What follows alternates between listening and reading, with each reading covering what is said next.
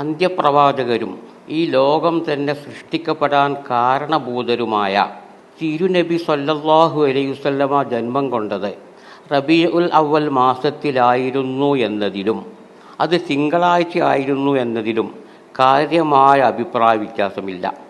ഒറ്റപ്പെട്ട അഭിപ്രായങ്ങൾ എതിരായി ഉണ്ടായിരുന്നു എന്നത് ഇവിടെ ഒഴിവാക്കുന്നില്ല.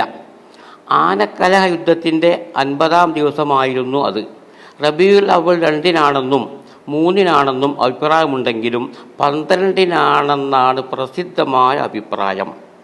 ചരിത്രകാരനും പണ്ഡിതനുമായ ഇബ്നു ഹിഷാം തൻ്റെ സീറത്തുൻ നബവിയ്യ എന്ന കൃതിയിലും ഷെയ്ഖ് മുഹമ്മദ് ബിൻ ഉമർ സീറത്തുൻ നബവിയിൽ മുഖ്താർ എന്ന കൃതിയിലും മക്കയിലെ മുഹമ്മദ് മാലിക്കി താരീഖുൽ ഹവാദിസ് വൽ അഹ്വാദിൻ നബവിയ്യ എന്ന കൃതിയിലും ഇബ്നു ഇസ്ഹാഖ്, ഇബ്നു അബീ ശൈബ തുടങ്ങിയവർ അവരുടെ കൃതികളിലും ഇത് വിശദമായി വിവരിച്ചിട്ടുണ്ട്.